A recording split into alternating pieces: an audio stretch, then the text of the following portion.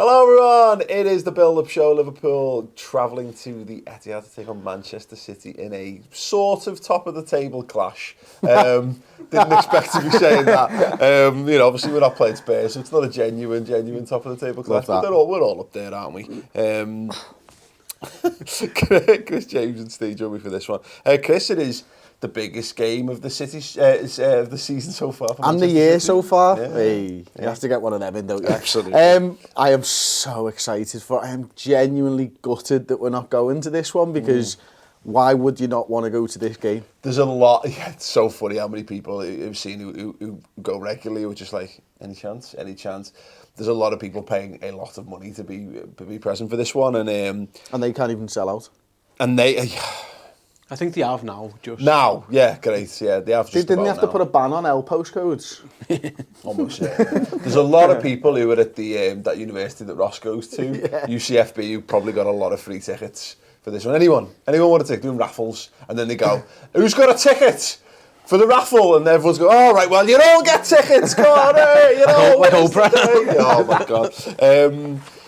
It's a massive game for us Liverpool fans, but it is. I can't believe that I'm saying this, but it's a bigger game for Man City. Yeah, it's must win for Man City. So, beginning of December, we've had our eyes on this game. For how long have we had our eyes on this game? And I've always been thinking, stay close to them, go to the Etihad and beat them. Yeah. And then you're in a title race. But now it's more a case of, if we don't lose, we're sound. And you know what? The worst case is we lose and we're 4 points ahead of them. It's an amazing position to be in, and it's one that we'd have all dreamed of. You know what I mean? It's beyond, I think, what anyone would have even speculated could happen. 3 weeks ago, you're not thinking that this is the position absolutely we're not. Up until Andros Townsend's worldy, you're probably not even considering that this could be an option. You know, we won every single game in December, and they obviously get beat by Palace, they get beat by Leicester, they have iffy results. It's absolutely incredible actually where we're up to, and sometimes when you go into big games you can be a little bit nervous, but I'm kind of like, if you can't trust this Liverpool team, then you'll never trust a Liverpool team in your life. Yeah. Because for once we're going into a big game where the pressure isn't on us. I always feel like we're the ones under pressure. You know, you have to go and beat City to stay close to them, or you've got to beat Chelsea to stay close. Or that was exactly. we're not there now. It's said it, and that's exactly how I thought when I was looking ahead to the fixtures from the start of December. I was looking at this one and thinking, God, please don't let us lose too many games before this, because I want this game to mean something. And best case scenario, I was thinking we might end up within a point or two of them. You know, you might end up a result away from them, so within 3 points. Yeah. And that's testament to two things. It's testament to how great Liverpool have been. It's testament to, of course, how anything can happen in the Premier League, which is also should be a point of encouragement, because on paper, we should be nowhere near Man City, you know, in terms of, I mean, Liverpool are no paupers. Liverpool have invested, and they've invested well and what have you, but Man City should be where we are. Yeah. And so it is a testament to having a bit of faith, enjoying the football, enjoying the ride, and seeing what madness can That's happen. what it is. We were saying it the other day, just enjoy it while it's here, because, you know, even though we can be as confident as we want, we don't know how long it's actually going to last. And like you said, we shouldn't be where we are, but we are because of how well we've been playing. And at times you can spend as much money as you want. So being City, you can spend as much money as you want, but the thing is that even though that gives you the great chance, it's not always going to give you guaranteed. It doesn't insulate you against Andros Townsend sticking a worldie in the top. Exactly. The same way that we're not insulated against that kind of thing. But the thing is, though, we're 7 points clear. 7 points clear right now. Is that right? Yeah. So 6 of Spurs, is it? Yeah, 6 of Spurs. So realistically, we've got a really nice Christmas present there. Do you know what I mean? We've been really gifted. So you can't, like Steve said before, don't be worried too much if it's, you know, a point gap, because if it was a point gap, that'd still be amazing. Do you know what I mean? It's just we're in a much better position. If you now. said to me, Paul, win this game and you'll go to 4 points within them, so you'll be 4 behind them, I'd have bit your hand off. And the absolute worst case is we're going to be 4. The absolute worst is we're 4 ahead of them. It's absolutely incredible, and it's the first time, I think, for a long time that City are under pressure. Obviously, since Pep's got there. The first year it was a rebuild, and they were never really in it because Chelsea took it away from them quite early on. The second season, I think, was over by now. They were all eyes on the Champions League. Now, they've got a genuine threat to them. They've got two, because Tottenham are above them as well. See how they fancy it. We don't know. We've never really seen a Pep Guardiola side in this situation. Yeah. They might flourish, and they might win every game from now to the end of the season. And let's be honest, there's a greater percentage chance of that happening, Chris, when you're talking about the elite level of players. They are, but the big thing going into this game for me is that the dynamic has completely changed around this fixture. Think back to the game at Anfield earlier on in the season and the type of football that we witnessed. Yes, we were quite lucky not to get beaten there because of Mahrez and Mars or whatever with his pen, but you think about how that game was played out, it was really cagey, and I think Pep Guardiola had kind of realised that he had to change something up to play this Liverpool side, because this Liverpool side under Jurgen Klopp had done well against him. Now, we haven't quite had the results over the years at Manchester City that we've probably wanted. I think that 4-1 victory is the only win maybe in the last few years, in the league certainly. But now they go in there, they're behind, they've got all the pressure on them, they could go 10 points behind us if we win, but they have to go for it. And I think that plays into our hands a lot more than a home game at Anfield, where actually we're the ones who don't want to lose ground on them at the time. Now you're looking at it and thinking, well, how are they going to... They have to come out and score. Brilliant. Klopp knows how they're going to play football. Absolutely brilliant. That's 1-0 to our manager right there. Now, can we go and get a result? That's a completely different thing. We've got the players who are going to be able to counter-attack, but it will free our players up to play their natural game. And I think our natural game against City is to counter-attack them. That's the game that we've played and got results against them with. I was going to say that whenever in the world is a draw against the top of the league team a bad result, and it's very few and far between. Yeah. And now for City, a draw is a bad result.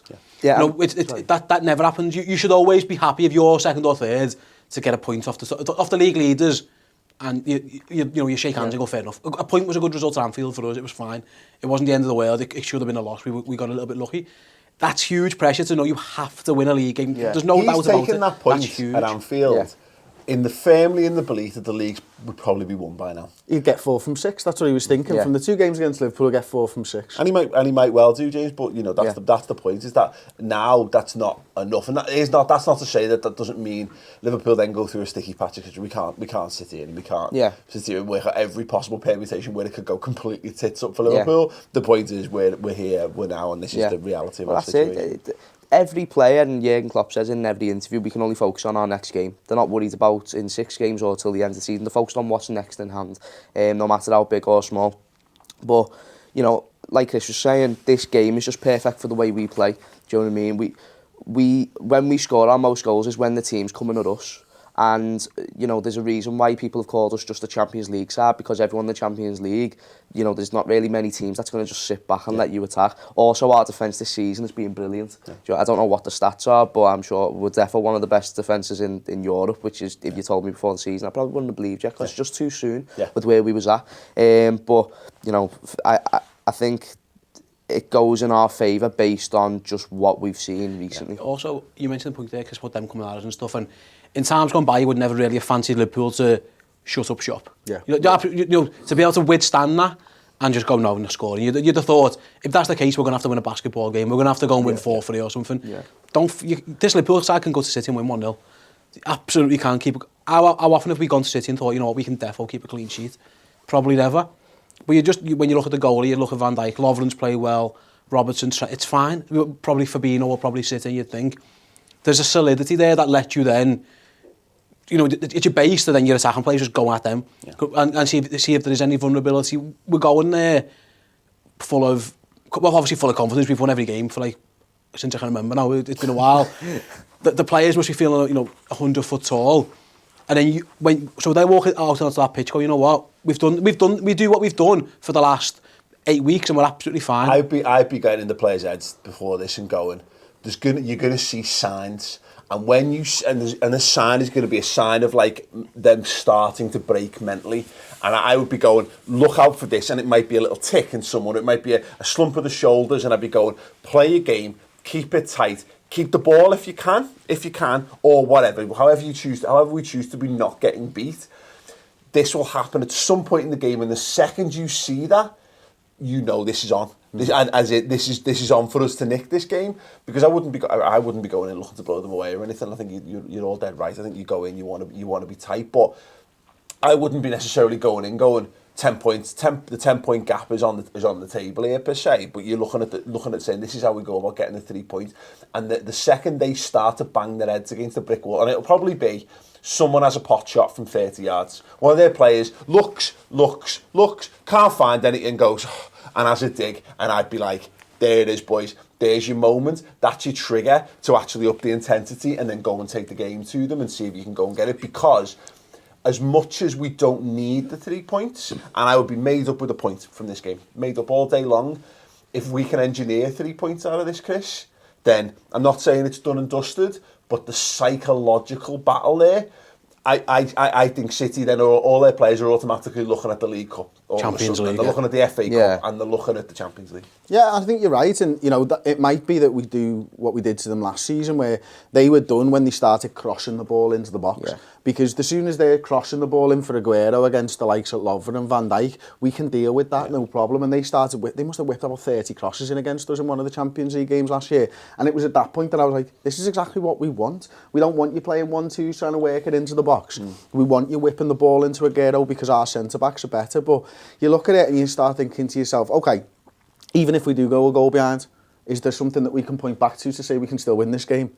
Yeah, last season's Champions League game, so it's not that big a deal anyway, you know what I mean? We've got like a few things to go through. In that regard, isn't it? Because you say, they can go one goal up, that an equaliser for us is almost a winner in some Out of interest, has it been like 8 or 9 games since they've kept a clean sheet? Yeah, they're very, very... It's been a long time since they've kept a clean sheet. I think that's what my confidence is. I think we'll score. They can easily score too, it's obvious they're brilliant.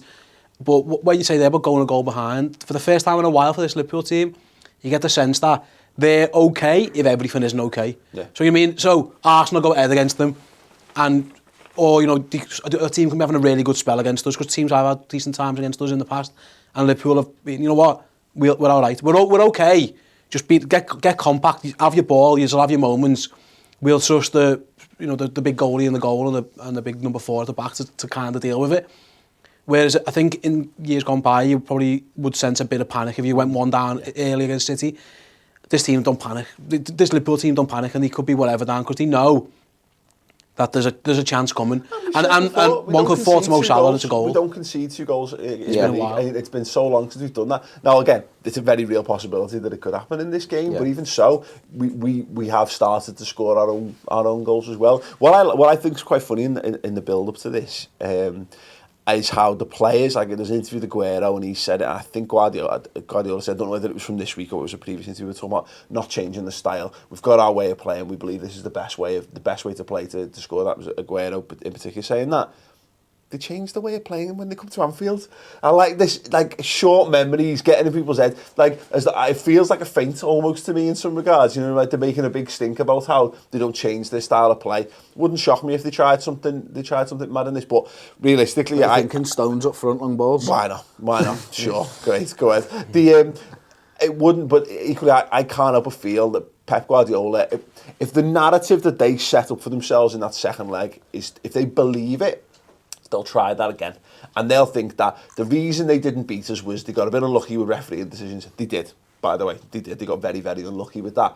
And Pep Guardiola getting sent off at half-time had an impact on things as well.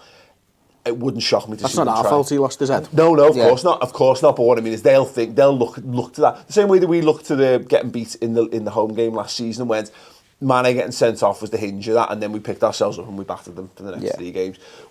I wonder whether they'll go, okay, no, that way was the way we hurt. That's how we hurt Liverpool. We'll try that again. And I'm not going to say I'm going to look forward to watching them absolutely pin us back for 45 minutes a game, but at least we know we've weathered that storm in the past, and we have the ability to they've got some key issues. I was going to say there's more question marks. The left back thing's massive for them. I think obviously Delph.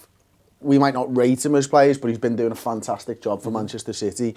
Is it going to be Danilo? Could they move Laporte there? Is it going to be Zinchenko? I think Laporte. I think Laporte's the best option for them because he can switch it into that back 3. But he's been arguably their best centre-half this season. True, and then Company comes in. Now, I think as a left-back, Laporte's a good option because he'll drop it into a 3 at the back and Kyle Walker will just bomb on.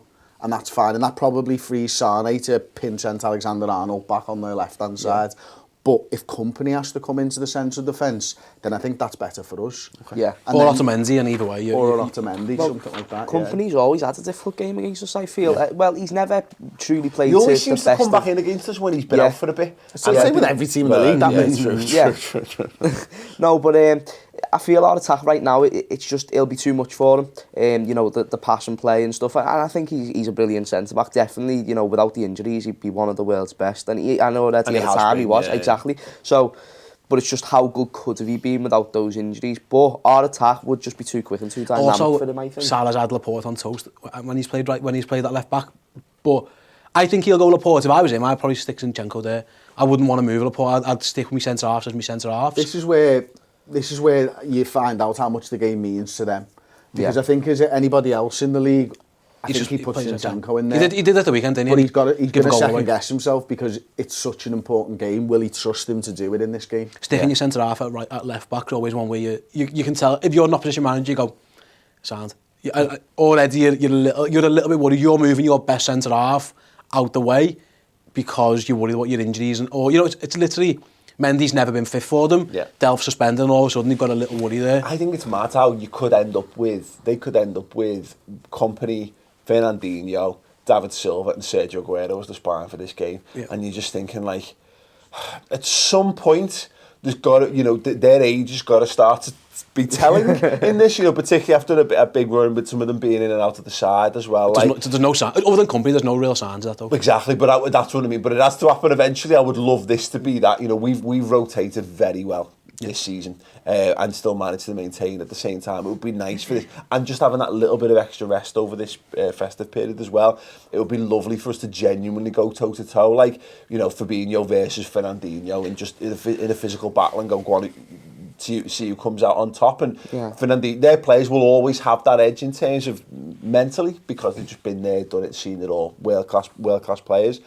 But it would be nice, that's where the real excitement in this fixture comes, is that they've still got the best of the guys who've been there and done it all, and then the next lot is still at the other end. But we've got the players, our best players are all bang in the middle, who are all peak age, peak of health, fitness, ability. What they've got though, and I think what's really good is that their spine is obviously the players who were there before Pep Guardiola. What's really interesting for me is their other players would be a spine in any other side. So they're at that level where they actually are able to be that spine of the side. They're just not because their other players are there. Yeah. Aguero's the big one, isn't he? A 6-6 at home against us. I mean, 100% record. He scored every single time he's played us at the Etihad. He is always a massive danger. Sterling, we say it every time we have a game with him. He's going to step up at some point. Sane, Silva, Mahrez, they're brilliant. They're brilliant. They're superb, and they've got the ability to put us to the sword. Yeah. But that won't affect our confidence going into this. I just think they're getting us at our absolute best. We're waltzing in there at peak level. And obviously we've got a couple of injuries and stuff, but we couldn't be feeling better. Not waltzing. I wish it makes it sound a bit like we go, hey, like... Oh, we're in business. We're walking in feeling under feet. And like I say, they've got issues. So that, whatever you say, and I know that you said before, the winners and they're absolute winners, and they'll back themselves. There'll be a doubt in someone's mind when they look over to the left and they see whoever's playing left back. And whoever it is, and then they look a little bit further forward and there's Mo Salah with a big grin on his face. If it just that's going to worry them. Fernandinho has to overcompensate slightly, or someone else has to just have slightly more percentage on what's this lad doing. Do I need to be more switched on to his position and who's around him? That's something that hopefully can be exploited. Because he's brilliant, Fernandinho. Yeah, I mean, and I'm sure they'll be thinking the opposite. I'm sure they'll be looking if Trent Alexander-Arnold starting. Yeah, he had a fantastic game there in the Champions League last season, but he was on the edge. He was on the edge of that, because to be fair, they put like 5 players around him and tried for the best. David Silva pushed up very high. Sané pushed very high. They tried everything they could to exploit him. That could have come off. It could have come off. Steve, how do you pick a midfield for this? How do I do it? Or? Yeah, I mean, like, how does Jürgen do it? Because at this point in time, every one of our midfielders is in form, apart from, like, Lallana, who I'm not really counting at the moment, but Fabinho's in form, Henderson's in form, Milner, who's had a great season, is back. He's back in training. He was in form prior to his injury. Gini Wijnaldum's in the form of his absolute life. And then, obviously, a row further up, Shaqiri, Keita. I mean, Keita, again, there or thereabouts, but we've bought him I think we've bought him with these games. When I done my 11, me preferred. My first thinking was, Wijnaldum plays. That was just, there wasn't even a doubt. It was right, Gini's playing. The fact he comes off the other day is a big sign that Klopp wants him. He's been fantastic, I agree. I think Arsenal was probably his best game he's out for us. My next thinking is, have we got someone who's going to be my defensive solidity? And I've gone for Fabinho. Well, not you. No, so we'll do prefer. No, but I'm saying how you build it. And then I think his final one would be, who can break me lines? Because I don't think you can just go and stop City. I think you've got to offer some kind of threat. You can't just have Fernandinho. You stop City by offering that. Exactly. You can't just have Fernandinho just waltzing around the pitch and just picking passes and just taking it off Milner's feet. You've got to have someone who turns them round and it gets running at those centre halves. So I think that's how you build. You've got your solidity. You've got Wijnaldum doing whatever Wijnaldum does, and then I think you need someone. Whether it's I think you've got to be a bit more attacking, just to offer, because you can't be pinned back. As what you say, we are brilliant in defence, but we can't say to them, keep coming. They'll eventually score. Particularly as we've seen, the key to success in those games last season, the second half of last season, was all Chamberlain. That it was Oxlade-Chamberlain, and of course, okay, we don't have him, of course, but. Can I just add on to Steve? I agree with everything that you've said, but I also think he has to surprise them. Yeah. And I think you'd have to show them something you've not seen before. So for me, I'd be looking at it and go, maybe play 3 players who Man City are expecting to play, but play them in a slightly different way. And for me, it's not a Naby Keita, it's how you use Fabinho and how you use Jordan Henderson, and can they replace that Oxlade-Chamberlain role? Because what we've seen in the last couple of weeks is Henderson, when he's come onto the field or when he started, he's played that more advanced role. He's happy running with the ball at his feet. I don't think Man City players, they might watch tape and they might have seen it over the last 2 weeks, but I don't think they expect him to play like that against them.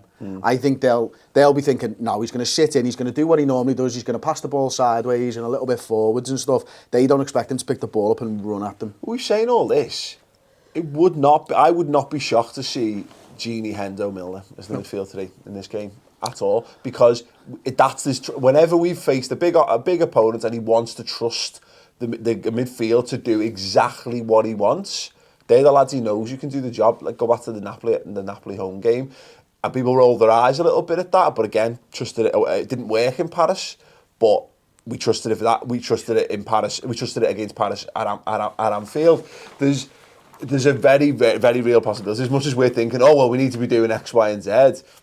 I think I would be surprised, to be fair, but not if Milner hadn't been injured. Yeah. Like, if he hadn't been injured, yeah, I'd be like, yeah, that's probably our first choice midfield 3. But just because of those couple of weeks out, I do feel like he'll go with lads who've been playing over the. I think you've got to offer something that tears them round. You've got to have Fernandinho run towards his own goal a little bit more. So that's why Shaqiri's an option. He could go balls out and go, you know what, Shaqiri. He did against Arsenal, and I wasn't expecting it against Arsenal.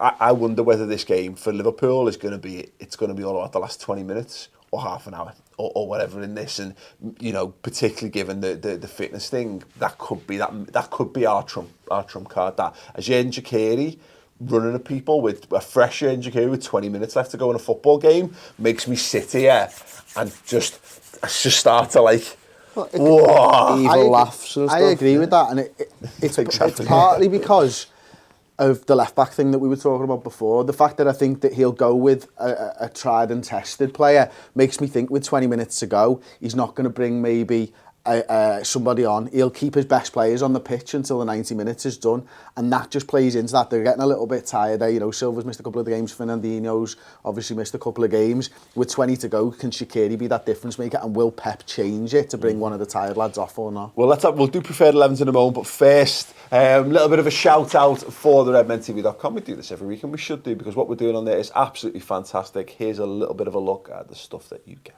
Hello everyone, welcome to Red Men TV. Well, welcome to Red Men TV. Right, welcome to Red Men. When you come here, you can sort of sense that family feeling straight away. So that's the improvement. That's the development. Liverpool is, it's building something really important now. Because we all believe in each other. Like, we know that we're a good team. Keep doing your thing. He's watching you.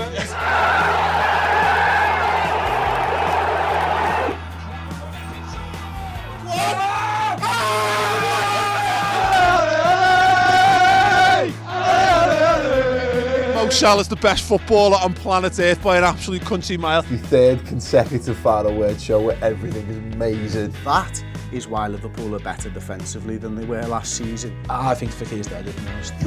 not literally dead. You just killed it. Coombs is up for Women's Player of the Year. There's not a single player in that back five that any of us wants to ever not play a game. We all know it's a strange game, that's why we love it, and that's the joy of football, really.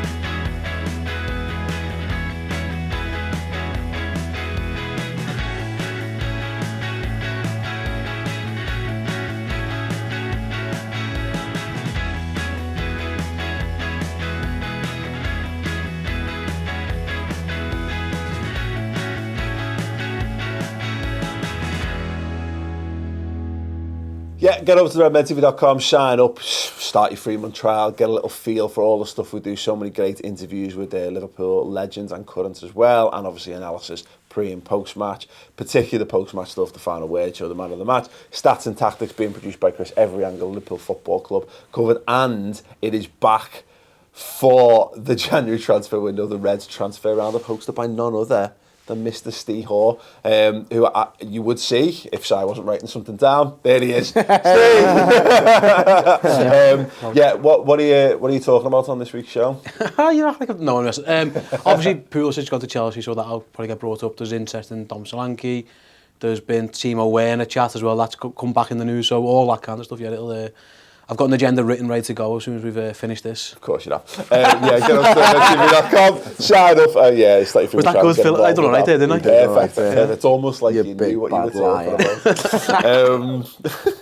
about. Right, third 11 stay. I will stay with you and come to you first on this. You have gone for, I think we've actually all gone for the same back five, so we won't discuss that. Trent, Lovren, Van Dijk, Robbo, and obviously the goalkeeper. You've gone for a Gini Fabinho two-man axis with Keita ahead of them. Yeah, I just think I keep saying we need someone. Keita's the one who can get at them. I think Henderson might play if I'm thinking who is this 4-2-3-1 for you, or is it an inverted like? It's the 4-3-3 thing, because I still think. I imagine Klopp will go forward. I think he'll want Salah up front, but my thinking was whoever's playing left back for them, get Salah over there. So I've gone for the more tried and tested 4-3-3, but it's so fluid anyway, it doesn't really matter. Keita can float about, Fabinho can do what he wants. Naby Keita owes us, I think, so far. I mean, I say owes us. I mean, actually, you know, he does. We paid £50 million for him, and he's been fine. He's been fine, underwhelming. He hasn't been fit, has he? When he's been fit, I think he's been good. So I think of Tottenham, I thought he was really good. I thought he was brilliant at Palace. Tottenham it gets forgotten about, but there's that moment where he misses. Mane puts a terrible ball into him and he misses a shot, but that like flying forward on the counter attack, and he becomes part of the. He joins up to attacking three to make it a 4. Yeah. That's what I think he's there for. We haven't quite seen enough. He's my Chamberlain in this scenario, because Chamberlain's not there, and they're going to go Fernandinho, probably David Silva. I'm not sure De Bruyne is if not, it'll be possibly Bernardo. Probably Bernardo. So it's Keita against Fernandinho then, isn't it? Because those two aren't tracking back. They're not going to do much going the other way. It's just offering that threat, and I think I was tempted by Shaqiri, but I think Keita's energy and the fact that he's a bit more defensive man. So if you do have to shut up shop for 10 minutes, you don't mind Naby just making it into a 3. And once again with Shaqiri, he's the only one there who's proven off the bench. Yeah. And I mean, Keita actually had a good impact against Chelsea away, didn't he? Yeah. But like, not Origi off the bench. Not proven. Sturridge, kind of, but yeah, no, he's your trump card as a sub. Yeah. So that's why I've gone Naby. I just think if he can get past Fernandinho or skip by him once, and he's running at that back 4, and we are the red arrows that we've been at times. Mm-hmm. Their defence is nowhere near what it usually is. Last year it was impeccable. And even the start of this season, they were neck and neck with us on terms of goals scored, and their goal difference was miles ahead because they scored loads. And like I said, they haven't kept a clean sheet for ages. There's vulnerability there, and I just think you can be solid with. That's why Wijnaldum and Fabinho offer you the protection. You've got your defence who are boxed off. I think we're good enough at the back to be able to go almost 3 attackers and then a half. Keita's your bit of both, and that's why I've gone for that. Cool. James.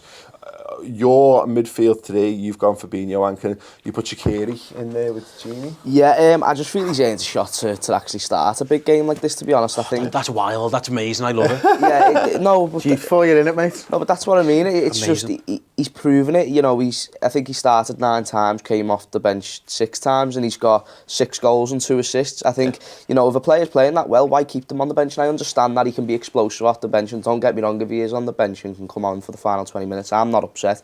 Anyone you play there is going to do a job. Yeah. Keita plays there, he's going to do a job. He's going to do a pretty similar role and stuff like that. But I think, in terms of the way we're talking about playing, you know, counter-attacking or attacking them as they come at us, you know, I think Shaqiri will be perfect for bringing the ball forward and dragging it forward. It does send a message to City, doesn't it? Because I don't think they'll expect that in a million years. No. All they're thinking, a lot of what we're thinking, they think that we're going to play on the counter-attack, yada, yada, yada. Yeah. And then, we just rock out with our cocks with Shaqiri. You know, play 4 up front and go on, lads, come and handle this. Yeah, but if a player's playing as well as Shaqiri is, why shouldn't he play? Why doesn't he get that chance? Fabinho, I think it's just sitting. He's done the role before for Monaco. He's done it for us. And Wijnaldum, he's just been playing absolutely exceptional recently. So I think he'd tear their whole midfield. Yeah, well, I like that. Me and Chris have been massive shithouses and put 3 DMs in here. I haven't. I told you before, it's how you utilise those players. So for me, I've gone with the midfield 3 of Wijnaldum, Fabinho, Henderson. Wijnaldum's the lad who is told to hold. He's the one who's going to be the deeper of the 3 for me. And then it's about taking it in turns to do what Steve's been talking about. I'm not bothered who goes out of Fabinho and Henderson, as long as one of them sits when one goes. And I think for me, that's what I've kind of talked about before, that sort of element of surprise with 3 players they think they know how they're going to play against. Bring the front 3 and how they used to play. We've seen Firmino have great success in the 6 games I think he's played for them. I think he's got 3 goals and a couple of assists. Salah's done really well against them and got a few goals, 3 goals, maybe 3 assists in 7 for Salah, something like that. So these lads know how to play against Man City's defence. I think the midfield battle is going to be the key one. Put 3 lads in that you know you can trust. For me, why I wouldn't be utilising Keita personally, and why I wouldn't be utilising Shaqiri, is because they've not played in these games.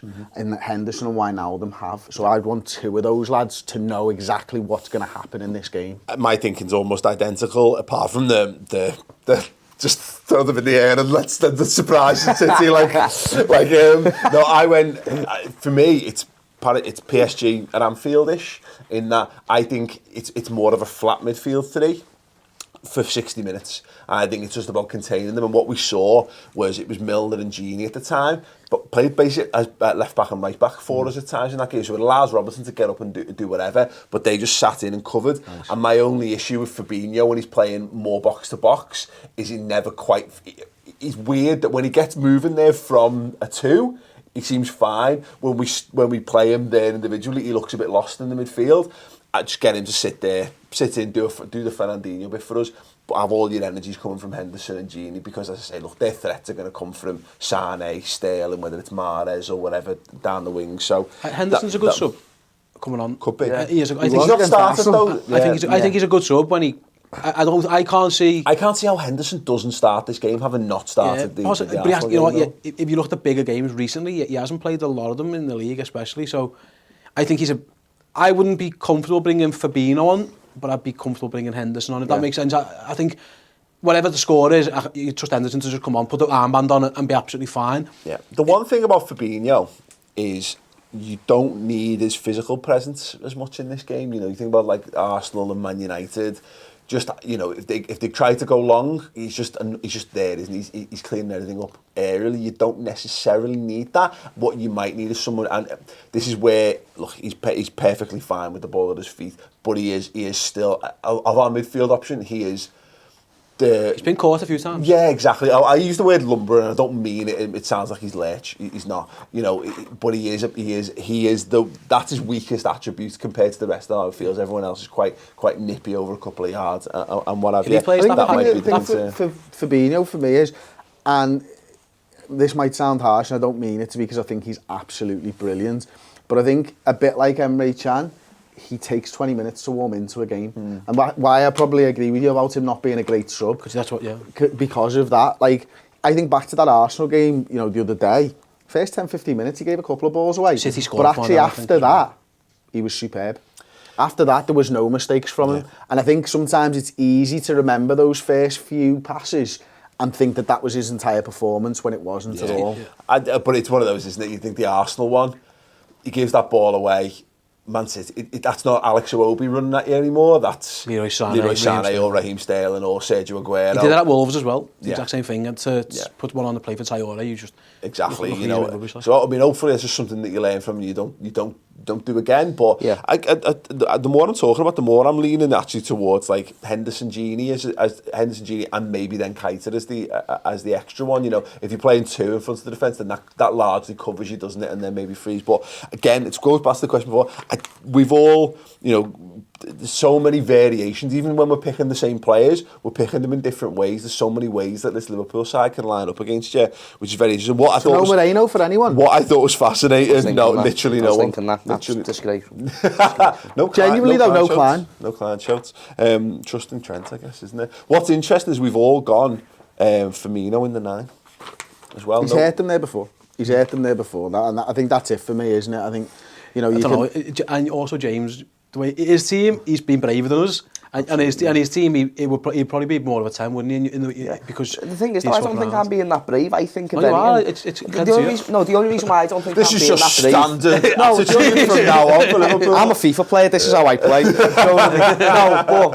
I don't think I'm being that brave because I think the way I'm setting my team out is they're going to come at us. They've got no other choice. They have got no other choice. And the minute that we get that ball away, like I said, our defence has been amazing this season. The minute we get that ball away to Gini, who can drag it forward, Shaqiri, who can drag it forward, the minute we do that, that's it. It's our time then. And you know, this could go really, really well. We've changed the team that is 117 drew 3. We've gone. By the way, I think Klopp's playing 4-2-3-1. We're changing a team that has won every single game, and we're going, no, we'll change it. Klopp's probably sitting in his office going 4-2-3-1 because have you just watched December, lads, where we've just beat every single team we've just played? Mo Salah get up front, you're a number 9, Fabinho do your bits. Well, like I say, it does. Yeah. You know, you rock up there with 2 DMs, whether it's Fabinho, Gini or Hendo in any combination thereof, and let's say you go Shaqiri in there. That's just something in the back of Man City players. Maybe they'll think, oh great, this is giving us an opportunity. I don't think you can be that blasé. You'd be stupid to be that blasé, wouldn't you, given how effective Liverpool have been? And maybe that's just that thing, you know, again, that last season in the Champions League, they threw the absolute kitchen sink at us at the start of that game. They overloaded us. They basically went, you know, was it like they had the front 3, then they pushed Silva, De Bruyne, all up. You know, if we've got 2, if we sit with 2 in, that's 6 to do your defending. That's still more than enough when you consider that Mane will probably drop in to help out if needs be. If you played Firmino in the 10, he's dropping in. Shaqiri, we know he'll run about for you and what have you. And you just leave, and then you've got the ability to leave Salah up for the counter. Yeah. Well, when we defend in that 4-2-3-1, we drop into a 4-4-1-1 anyway. Yeah. You know what I mean? The right winger and the left winger drop into a 4. Mane does a lot of work, don't he? That's probably why he got off the other day. I think I'd pick my team, but I'm with you. Klopp will go 4-2-3-1. I think the only 2 places up for grabs, it's who plays in midfield with Wijnaldum, and then there's that spare one. So it's Shaqiri, Keita, Henderson, Fabinho. Two of those 4 are going to play. I think Klopp might go brave. Yeah. I think he might just go, you know what, the thing where Keita goes a little bit leftish, you know, that kind of lopsided one, and just goes, you know what, lads, I back these 6 for you not to score, and I think our 4 can get at you. And it's almost a case of, not so much a free hit, but it's a case of, if we win, we've got near enough hand on the trophy, give or take, especially from them. Spurs will still be thereabouts. Klopp might almost roll the dice and go, it's worth me taking this risk to lose it because the rewards for winning it are so good. Yeah. Where if we do lose and it's 4 points, it's not the end of the world. You know, we talk about this, like, our defence is great, but our defence was great and we got torn apart by Paris Saint-Germain because they're a brilliant side. Doesn't matter how good your defence is ultimately. Like, our defence is better than the defences of 16, 17, 18 other teams in the league. His attack so sound, and it's better than the vast majority of teams in world football, but it's only as good as Man City's attack is good. Yeah. And so they can score loads. We've seen the mad thing is, we've got the best defence in the league and the second best attack. They've got the best attack in the league and the second best defence. It's why it's going to be an unbelievable game. Humdinging 0-0. I'll bite your hand off. I would bite your hand off. Give me it now. And to include the third. And it's the two best teams in the league going at it. Yeah. And the third. Yeah. Give me that 0-0, Paul. Just give me that 0-0 now. Yeah. I'm absolutely taking it. Absolutely fine. I'll get to my I am going out to town if we get a 0-0 draw. I'll be celebrating a 0-0 like Everton celebrates a corner. I will be absolutely. I'll have banners, I'll have flags waving them round. That Everton fan who threw the flare on the pitch at 0-0. Yeah. That's me, just 5 seconds later when the whistle actually blows, rather than when Pickford's doing this. I'm all over a 0-0, I'm out. Yeah. I had some facts that make it slightly more concerning, but I'm gonna keep that to myself because we're all in such a good mood. So we'll look at the rival fixtures. Obviously, we've already seen Arsenal beat Fulham 4-1, and Claude say that Emery's not a top-level manager. Brilliant, it begins. Cardiff got beat 3-0 by Spurs. Cardiff are the worst. Did you watch this game? Yeah. Spurs are good, lad. The Spurs are really good, but Cardiff are the absolute worst. I mean, I'm not going to sit here and bemoan Harry Kane getting the luckiest goal I've ever seen when Firmino basically ran straight through and was handed the ball on the goal line against Arsenal. Ridiculous. We were at my mum and dad's. I went for a piss and they were 2-0 up. By the time I come back, I was like, I'm not watching this game. You've been holding it for a while. I had, mate. Yeah, we've been drinking all day.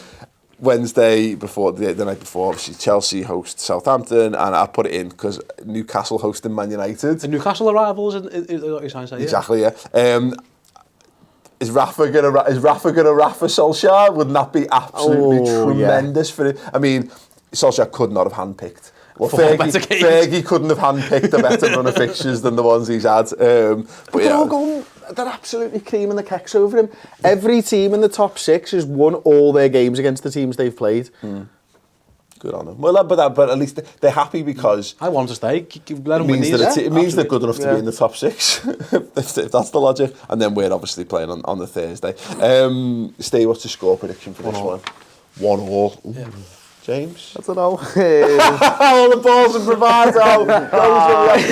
Shaqiri hat-trick. I've heard so much mad shit in this video that I just don't know. 3-1 to us. I've had 1-1 penned for a while now.